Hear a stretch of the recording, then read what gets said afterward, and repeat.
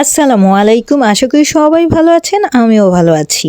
আমাদের বাড়ির মেন গেটের উপরে কতগুলো কচু গাছ লাগাইছিলাম, ওই যে আমার বড় বোনের বাসা থেকে আনছিলাম না, ওইগুলা লাগাইছিলাম। ওইগুলো এখন অনেক বড় হয়েছে।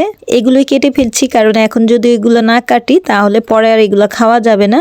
ইনফ্যাক্ট এখনই অনেকগুলো গাছ আছে যেগুলা শুকায় গেছে কিংবা পেকে গেছে। এই যে দেখাই যাচ্ছে অনেকগুলো ডগা শুকায় গেছে, পাতা পেকে হলুদ হয়ে গেছে, আবার অনেকগুলো শুকায়ও গেছে। তাই আর কি সবগুলো গাছ কেটে ফেলছি, কারণ এখন এগুলো না কাটলে বাকিগুলো সব পেকে যাবে, যেটা খাওয়ার মতো অবস্থায় থাকবে না।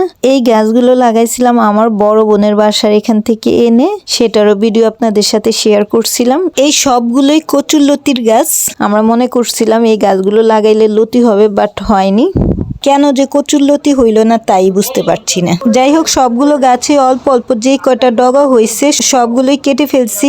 মোটামুটি ভালোই কচুর ডগা নিতে পারছি। আর এইদিকে আরেক গাছ থেকে কচুর ডগা কাটতে গিয়ে তো আমার হাতের মধ্যে কাটা ফুটে গেছিল, মানে গোলাপ ফুল গাছের কাটা হাতে বিঁধে গেছিল।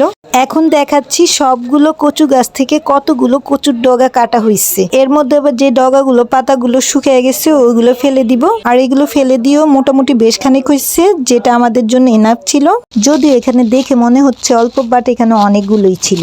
এই কচু শাক, কচুর ডগা যেটাই বলি না কেন, এটা আমাদের একটা খুবই পছন্দের খাবার। বিশেষ করে চাপটি পিঠার সাথে এটা খেতে খুবই ভালো লাগে। আর আমার আব্বু তো প্রায় টাইমই বলতো যে এই শাক বেশি বেশি করে খেতে, কারণ এটা চোখের জন্য, তারপর রক্ত ভালো হয়, এর জন্য নাকি এটা খুবই উপকারী। যাই হোক, যেগুলো ফেলার ফেলে দিয়ে তো এগুলো কেটে কুটে নিছি। মোটামুটি বেশ খানিকই হয়েছে, রান্না করলেও মনে হয় যে ভালোই হবে। আজকের জন্য বিদায় নিচ্ছি, আবার আসবো নতুন কোনো ভিডিও নিয়ে। সে পর্যন্ত সবাই ভালো থাকবেন, আর ভালো লাগলে আমাকে লাইক, শেয়ার, কমেন্ট, সাবস্ক্রাইব করে সাপোর্ট করবেন। ধন্যবাদ সবাইকে। আল্লাহ হাফিজ।